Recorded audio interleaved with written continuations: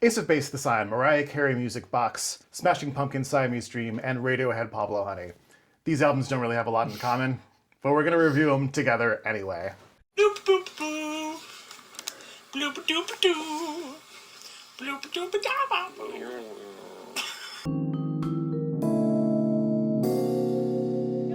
My relationship to this album is like purely nostalgia based, because when I was listening to it again this week, I don't know that it scratched an itch for me, really, right? Like it did just feel like, oh, I remember listening to this so many times as a child that my brother literally took my cassette tape and threw it in the fireplace. Yeah, you had said earlier today that this was maybe your first ever music that you owned. Yeah, I don't know. Things blur together, but like I definitely had a cassette tape that was mine. It was nobody else's.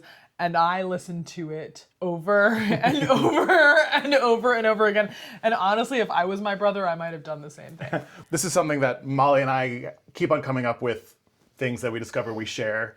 And this is another one because I also had this on cassette and it was one of my first ever cassettes. So a little bit of background info on Ace of Base. Ace of Base is 3 siblings. And Oh, they're siblings? 3 of the 4 of them are. Lynn, Jenny, and Jonas Berggren, and Jonas's friend Ulf. They started off as just really straight run-of-the-mill dance music, but then they experimented with reggae because their next-door neighbors were a reggae band. Only in Sweden. The guys did the vast majority of the songwriting and producing. The Sign, as an album itself, it was originally a Europe-only 1992 album called Happy Nation, which did not have The Sign on it. They couldn't get a US record deal initially, but it was doing well in the European charts. And finally, an American record exec heard All That She Wants on the radio while he was vacationing. And he's like, hey, let's sign them to a US label. They reworked it, added The Sign, and I think also one other track, and released it in the US as The Sign in 1993. And the rest is history. Growing up, my good friend Emily and I decided that we were going to choreograph dances to every song on the album. Hell yeah. I think we only got through All That She Wants and then like gave up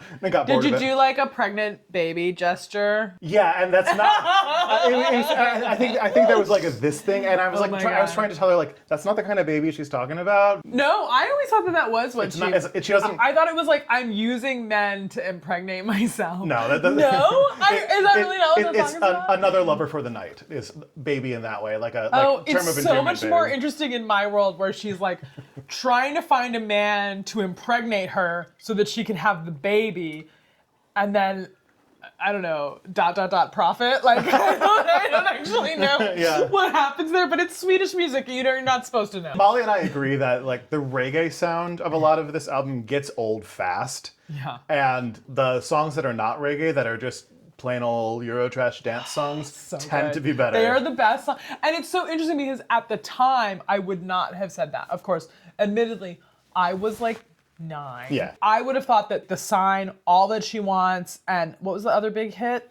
She leads a lonely life. We had this problem earlier. We were trying to figure out which of these songs went with which hook, and like, don't turn around. There you go. Cause you're gonna see my heart. Like I would have thought that those were like the greatest pop songs of all time. And now I look at it and like Waiting for Magic, that's obviously the best song on the album. As I wrote in my notes here, the disco tracks are often goofier and campier, and that makes me like them more, and it makes me more likely to forgive them for not really being great songs. Plus, like, honestly, like, it's a vibe. Like, if you're in the club and Waiting for Magic comes on, I'm gonna, like, rip my shirt off and, like, dance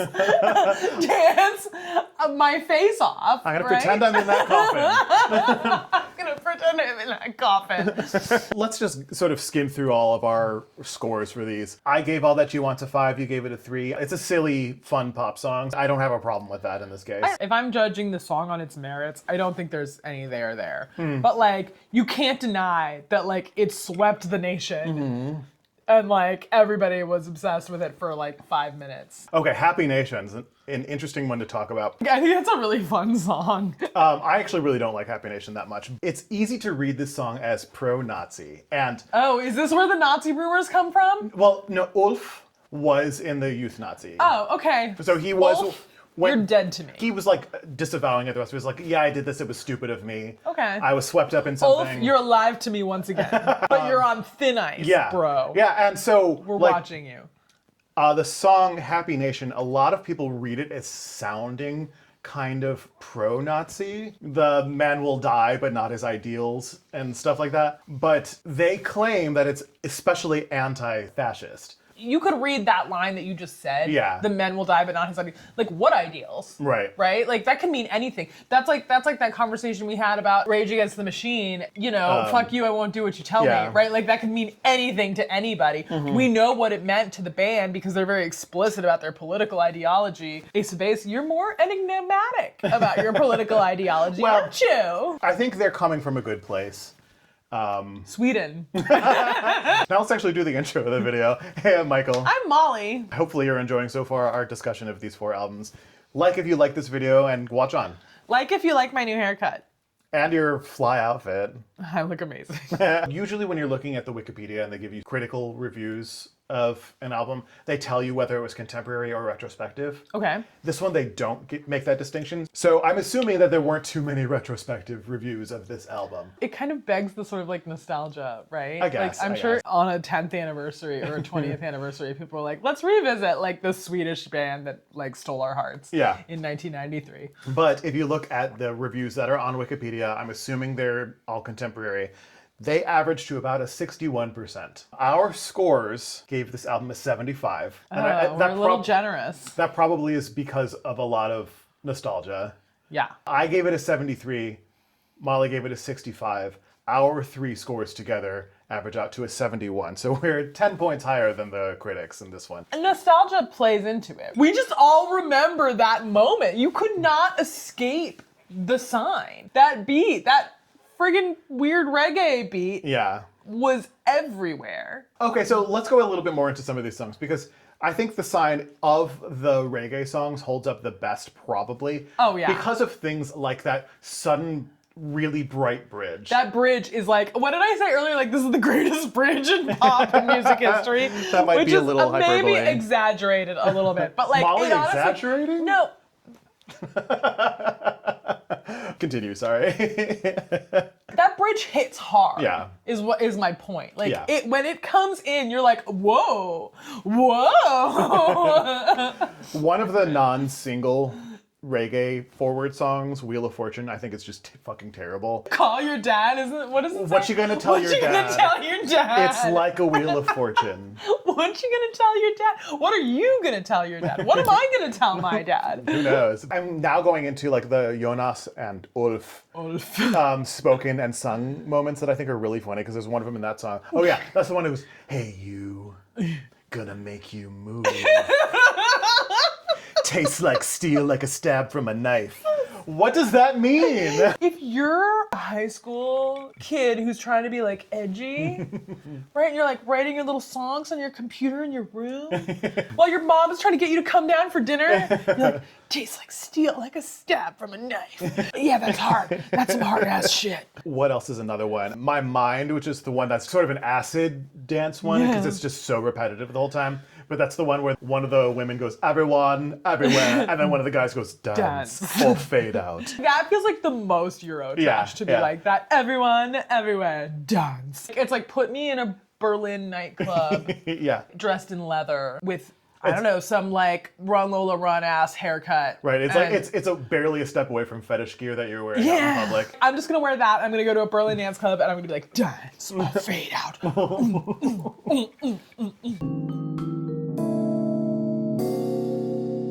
The album is fine for a pop album, right? Which we've talked before about how pop albums are like all about the singles, right? But she could sing whatever she wanted, and I want to listen to it. Yeah, it's gonna sound good no matter what she does. Do not forget that she was the probably best singer of her generation. Like if Whitney Houston was the best in the 80s, she was the best in the 90s. Yeah, I think that's fair. So we've already talked about Mariah Carey on the channel a little bit, so let's just talk specifically about this album. It intentionally leans more pop and R&B than her previous 2 albums to give it a wider mass appeal. Okay. So the record execs were like, hey, I know you actually really like the gospel and New Jack Swing type stuff. Let's go more like adult contemporary to have a wider mass appeal. Okay. Critics at the time were initially really disappointed that her singing was lower in pitch than a lot of her stuff before this, and it's a lot gentler on this album than the previous two. Did she not throw in enough party trick whistle tones? Right. There were a ton of producers on this album. Almost every Okay. track has a different producer, which Feels Yeah. right for a big, splashy pop album. right. But among the big names that I'm aware of who wrote and co-wrote, because she still co-wrote almost all of her music Yeah. at this time, co-wrote and produced her music. Babyface is on here, and CNC Music Factory are on 2 tracks. Hell yeah. I have a lot less to say about this album because this album's Wikipedia page is one of the worst written Wikipedia pages ever. Mariah Carey scholars, we need you. I think the worst thing about this album is that it's ballads, the album. It is a lot of ballads, but you can't just get hung up on that because Dream Lover is, before Fantasy, probably the best Mariah Carey track. And I also want to say, like, speaking of ballads, Hero is the first Mariah Carey song I remember ever hearing. Really? And I loved I loved Hero. it. I loved it too, but we talked about previously her MTV Unplugged EP Yes. that had that Jackson 5 cover. Yes, I remember hearing that, but I don't remember hearing that before I heard Hero. I did not grow up in an R&B household, right? I didn't either. I grew up in a rock house, and so I pretty much only heard rock. And Mariah Carey was something I discovered in school, and I remember hearing Hero and being like, well, this is a beautiful fucking song. I am uplifted by this song. It has given me strength, the strength to carry on. Ramin was going to join us for this video, and I actually really did want to hear his take on this Mariah Carey Yeah, he album. would be the Mariah Carey scholar. But he's sick, so he can't join us. But I do have some of his notes. Miss you or me, feel better. but- Ooh, Wow, your scores and mine. baby. Your scores and mine are basically neck and neck. Amazing. Anytime You Need a Friend. She sounds great on that song, but like the uplifting I'm there for you gospel Yeah. sound has never been my favorite. There is a lot of this album that is very like motivational speaking. I don't know like what she was going through or what people around her were going through that put her in that headspace, but like there's a lot of that on here. It's kind of cheesy, but I don't know, when I was 9, I thought it was awesome.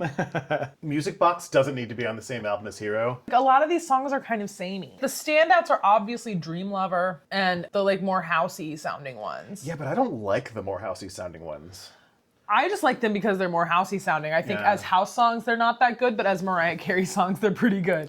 I don't find them interesting. The lead up to Butterfly, Yeah, the I Butterfly guess. album, But like now that I know it's the first CNC Music Factory collab song, and you need a faster song after 3 ballads in a row. I mean, I think bottom line is this album would be pretty boring if not for Mariah Carey's vocals. Oh, yeah. Which are among the greatest ever. Never Forget You is the Babyface song. Yeah. It sounds very Boys to Men, End of the Road. Her cover of Without You, Ken Lee. Ken Lee. By the time we get to like the last track, I'm just so sick of ballads. It's an album that feels made intentionally to make you not want to listen to the whole album. I mean, that's pop albums, right? Like, it's filler, right? You have a few singles and then you need to fill out the rest of an album. If I was Mariah Carey, I would be singing a lot of big, broad ballads too, because it's something that she's obviously good at. Although, what she's really good at are those big explosive pop hits like Dream Lover, Emotions. So looking at contemporary professional ratings at the time, reviewers at the time gave it a 51%. Our scores gave this a 61, which again, 10 points higher than the critics, but I gave it a 79, Molly gave it a 75. Those three together come to a 72. You're rating things higher than me today. I'm grumpy. So many of these songs are good, but as an album, it's not good. It's So I not kept on that good. It's bumping really it down. just her singing is good. Yeah. And Dream Lover is good. I would have bought the album for Dream Lover. And I would have not regretted the purchase. Yeah. As this is Radiohead's debut album, we have to do a little bit of Radiohead general Radiohead knowledge. lore. Radiohead is credited as one of the forefront and most influential acts in alternative music. Makes sense. That's like a nothing sentence to say. They met at a private boys' school. They started the band in 1985. They were offered a record deal right out of high school. The people who had heard their demos that they made of themselves recognized a lot of potential, but they said that they didn't want to release any music until after they went to college. So they all split up, didn't rehearse together or play together at all for 4 years, came back, then started. So smart. Yeah. Anybody else would have been like, yes, let's make the albums, let's go on tour.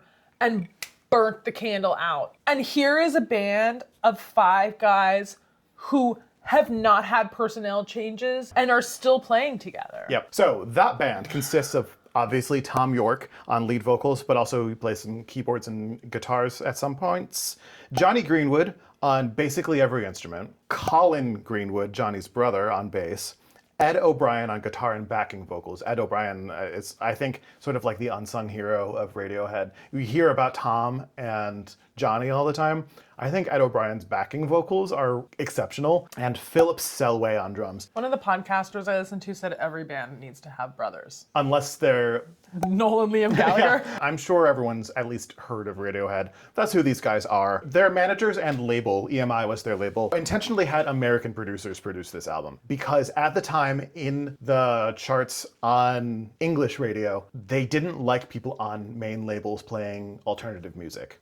They didn't take you seriously if you were on a major label like EMI. Yeah. Before the album was released, they sent Radiohead to the US to back some other bands and tour. And they worked with American producers to try to give them a more American sound, which would then give them some cred in the UK. That's so interesting because I don't think of them as an American sounding, a particularly American sounding band. No. If you had a better ear for production than I do, I bet you could pick out trends and tastes. Yeah, and I mean, it does fit into the broader early 90s alternative rock landscape, which didn't have a lot of British representation. Yeah. Everyone who was in the studio with them was like, wow, these guys are so interesting and talented, but they are so green. In terms of Radiohead's output, this is far and away like not even close to being among their better albums. However, it is a very good album. To me, some of the stuff where they're sounding sort of green, it's almost to their advantage because it feels authentic,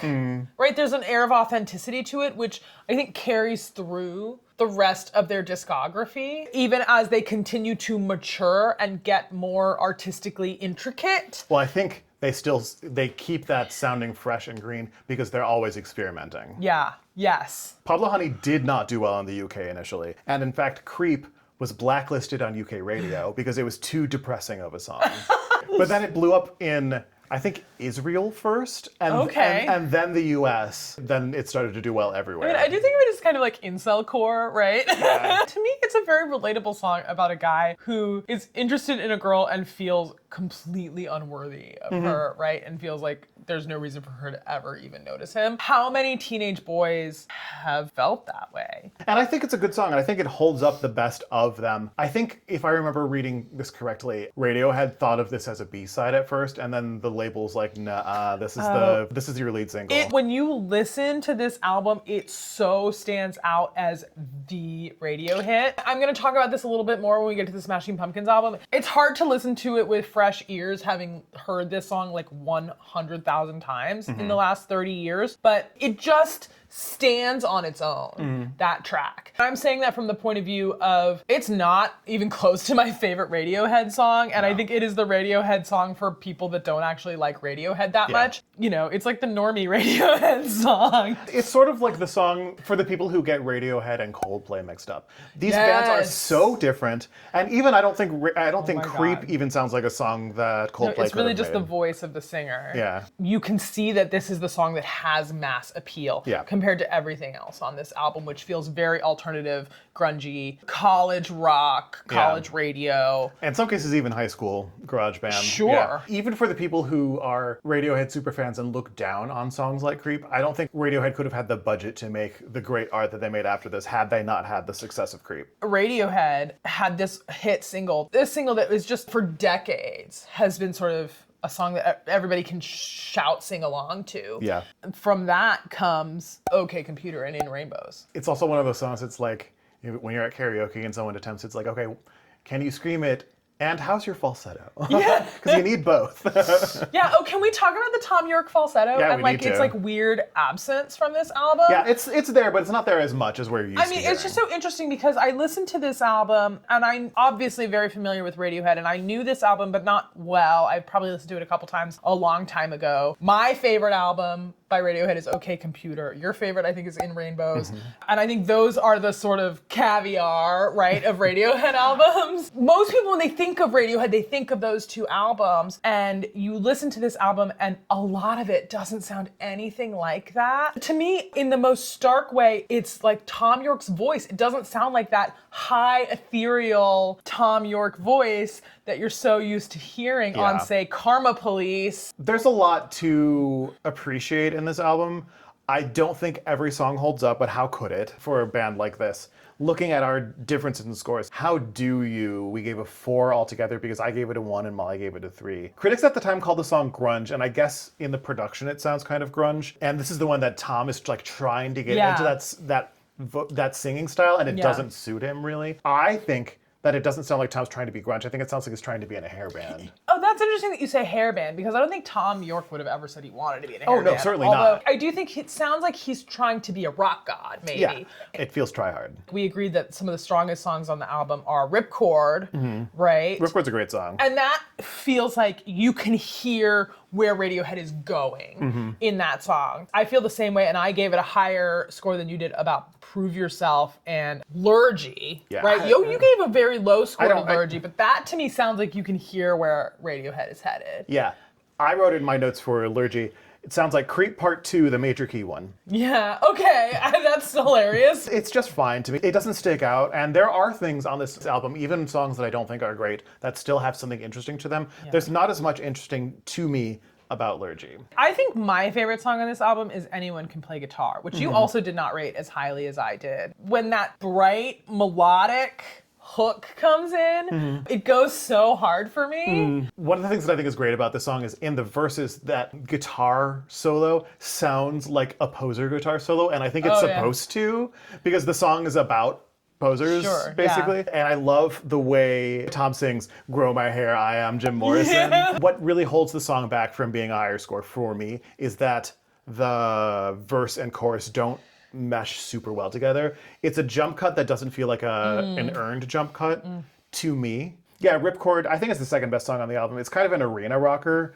And normally that's not kind of my favorite kind of thing, but I think it works for this. Yeah. And Ripcord's the one that I really love Ed's background vocals. I think he sounds great. I really like Blowout also, which I think also feels like it prefaces where Radiohead is going. Yeah, I think Blowout sounds like something that is leading toward an In Rainbows type song, but it's like, oh, there's a lot of potential there. It just needs to be polished a little bit until you get there. For me, like 3 is a good score. I would love to hear Radiohead, like modern, mature Radiohead, re-record this album and see what they came up with.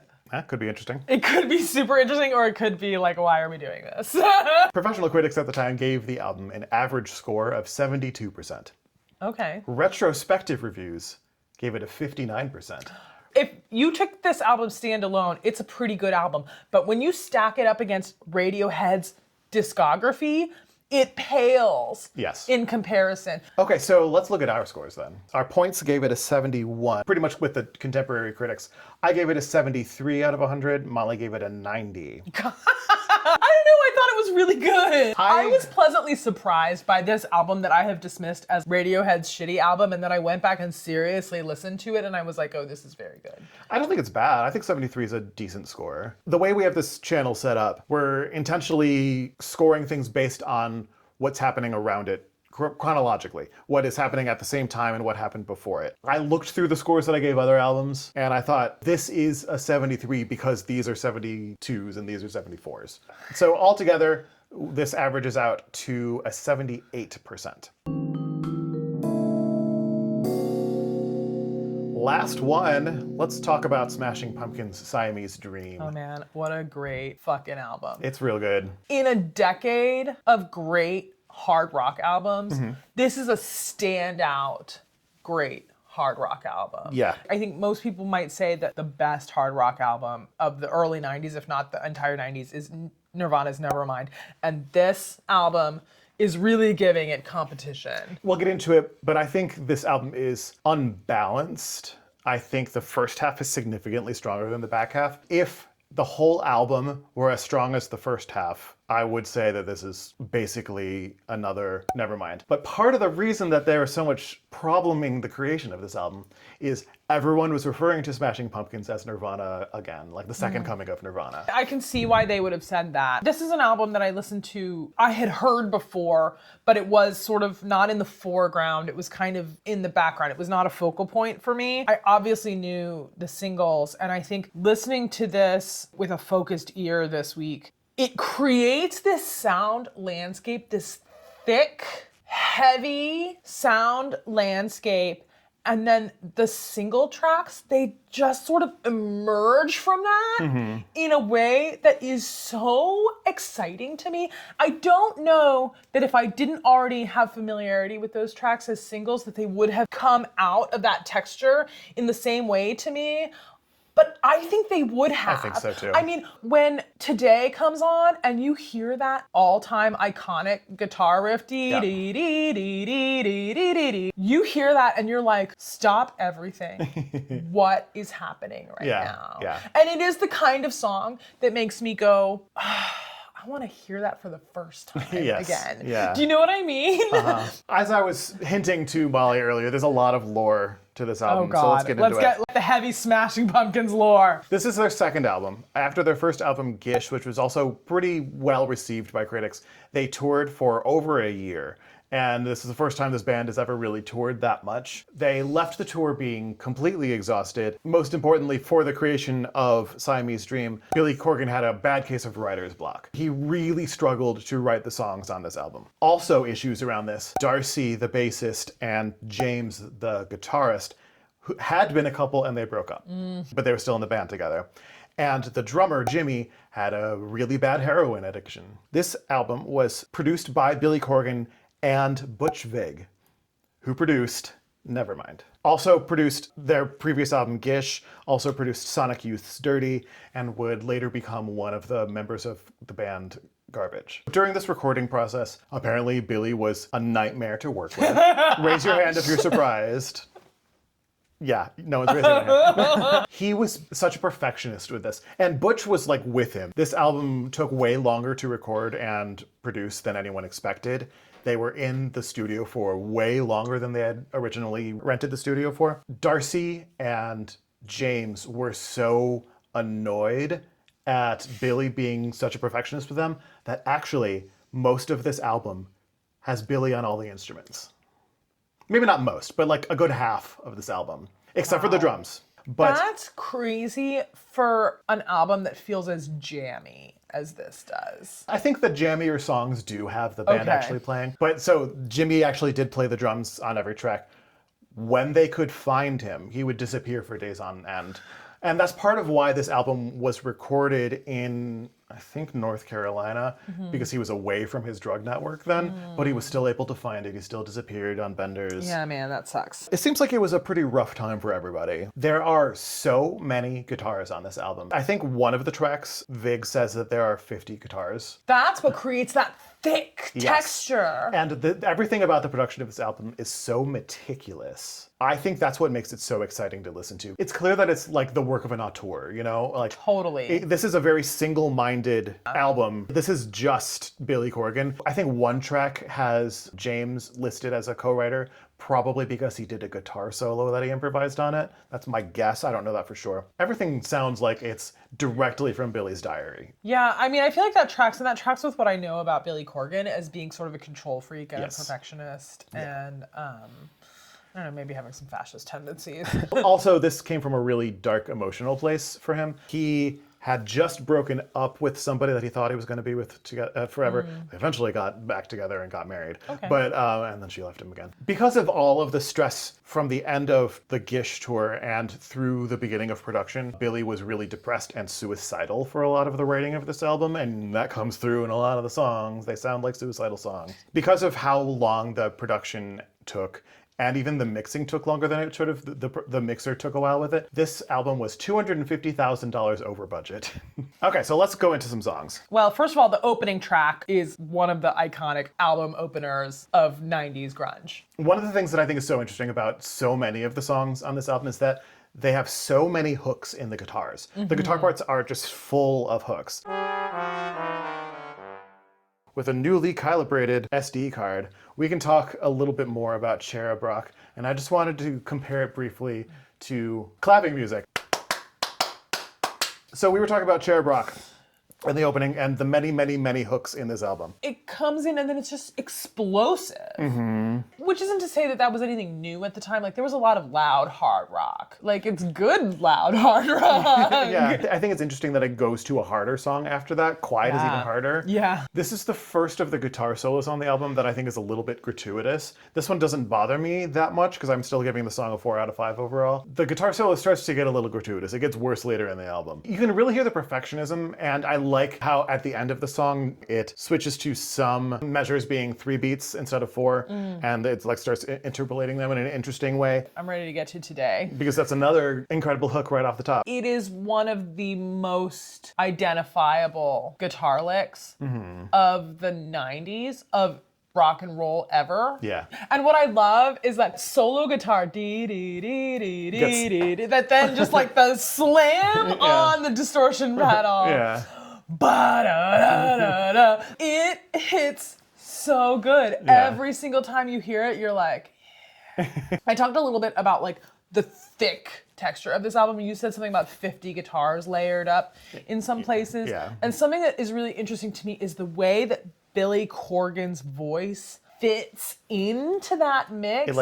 It cuts through because it's so bright. His voice is bright and high and it cuts through, but it also has this scratchiness that almost sounds like he's got his own distortion pedal on his own throat that makes it just fit into that soundscape that has been created here. And I think it is what makes the Smashing Pumpkins sound so idiomatic to them versus all the other grunge bands. I mean, think of how many grunge bands in the 90s were trying to sound like Pearl Jam and Soundgarden and kind of Nirvana. The Smashing Pumpkins were still doing a grunge sound, but they were doing it in their own way. Yeah. And it's so exciting. And I think a big part of that is what you were saying about Billy Corgan's voice. What a distinctive voice. So distinctive. Yeah. It wouldn't fit in any other genre. Today is also the most suicidal song on the album. It's so difficult to really piece together exactly what Billy is saying. Yeah. But the only thing you can always really clearly hear is "Today is the greatest day I've ever known." And then the rest is just so dark. It has that "today is the greatest day I've ever known," which is a really on the surface cheerful sentiment. And then it has that bright major chord that dominates the track. Yeah. And it is, it gives me the shivers, but it's such a good song. A point that I wanted to make that you just brought up, a lot of the songs on this album are in major keys. Yeah. Even though most of these songs are pretty depressing. Yeah. The happy sounding songs that have sad lyrics is not a new thing. Nobody did it better than The Cure, as we've talked about before. I wouldn't say that just because they're in major keys, they That's why I said sound happy sounding. right? That's why I said happy sounding. I mean, Today I think sounds happy. And there are songs in minor keys on this album, but I, at least in my memory and when I've had this on when I've been driving places, I've noted like, it's another major key song. Huh, okay. Yeah. It's interesting to me that you rated Hummer low and I rated it a 5. The beginning of this song with that sort of like quasi-Eastern thing and then the very synth sounding beat that comes in behind it sounds to me like it's pre-Beck. Even though Beck is just his first album's just in 94, so a year later. What I said about so many hooks on these songs, I think to me, Hummer is like there's so many hooks piled on top of each other in that song that it can't support itself. And it does feel bloated. I mean, that was the one that I think said was like a 7-minute song. It takes you down a whole path. Like it feels almost like a suite. And it's a silly thing to rate the song so highly over this one small detail, but it has this outro at the end with this subtle guitar soloing that is kind of enmeshed in the rest of that thick texture. There's something about it that just made my ears go, whoa. Yeah. You had mentioned that you really liked the play out of the song when we were listening to it in the car earlier today. And I was biting my tongue a little bit because I'm like, you do that. I actually You're don't allowed really to like disagree that. with me, Michael. I know. I think it's less interesting. To me, it seems meandering in an accidental way. It's like not like I'm intentionally wandering off. I get what you mean, and I think that is what I like about it. Almost like, oh, we're still recording. Oops. There's this noodling guitar, but it's within this broader landscape of, I keep using the word landscape and soundscape, but that's what this album gives to me. Like, it gives me a whole world. The way that it just emerges just slightly from this texture is I think what's really exciting about it. We have to talk about Disarm. Yeah, which is another one of the singles that like I was saying earlier, it just kind of emerges from this soup. There's so much to say about Disarm, the orchestration of it. It's a song that wallows in itself in a way that I think is actually completely earned. It's about some pretty heavy stuff. It definitely comes from a place of a lot of pain. He wrote it to get back at his family by writing a beautiful song, like in spite of them. Yeah. Something that's interesting to me hearing you talk about it is that like normally I'm the lyrics guy and you are not that interested in it. And I'm like realizing that I have not paid a ton of attention to the lyrics in that song or the album in general. What I find myself fixated in this whole album, and Disarm really exemplifies this, are the musical textures that are created. And Disarm especially, it releases a lot of that heavy distorted guitar sound for this orchestration and those bizarre church bells, tubular right? bells That like or chimes, I've never heard in any other rock or pop song. I bet ever. it's in some rock opera somewhere. Sure. Or, It's totally an unusual sound. Yeah. I found myself today comparing Disarm in my mind to Tonight Tonight, which is on the subsequent album Melancholy and the Infinite Sadness, which I have always thought of as my favorite Pumpkins album, although now that I have really given this a hard neck and listen, neck. I'm like, this is so good. They're real close. But I feel like those two songs are like doing the same job. And it's followed by Soma, which is one of my least favorites on the album, actually. And I think putting it directly after Disarm was the right choice because I think it's less interesting. And whatever comes after Disarm is already going to be less interesting. And so put one of the weaker ones there. But this is the one that has Mike Mills of REM on the piano. So weird. I would love to know how that happened. It's not one of the highlights of this album, although I gave it a 4. I don't think I gave much lower than, okay, I gave Mayonnaise a 3. I love mayonnaise. That's funny. Geek USA, the guitars are the point of this song, and that's sort of why I don't like it as much. It was some guitar magazine. I can't remember which one it was now. I didn't write it down here. Rated it pretty highly in the 100 greatest guitar solos of all time. Oh, interesting. From Geek USA. There's not a shortage of good guitar solos on this album. Correct, yeah. And in general, I do like the guitar solos on this album. Normally, I'm not a solo lover on any instrument where it's just showy. And it's partially because the guitar solos here are not just showy. I think there is one track that they are just showy, but in general, they help to tell the story of the song. And I don't necessarily mean the meaning of the words. So let's talk about Mayonnaise. I love this song. This is the one that has that really great distortion after hard guitar chunks, that yeah. There was actually a Rolling Stone readers poll that polled everyone after, I think, Smashing Pumpkins' third or fourth album, what are your all-time favorite Smashing Pumpkins song? This was number 1. Okay. This is at the time on Rolling Stone, highest rated this is fan the Smashing favorite. Pumpkin nerd favorite song. Yeah, I think that's really simple, like, banana, it's me for me. Such a simple little lick, but I think it actually holds a lot of emotional content in it. Well, yeah, it's very interesting Yeah. from a music theory point of view, which like we're gonna lose our audience talking about music theory, but like,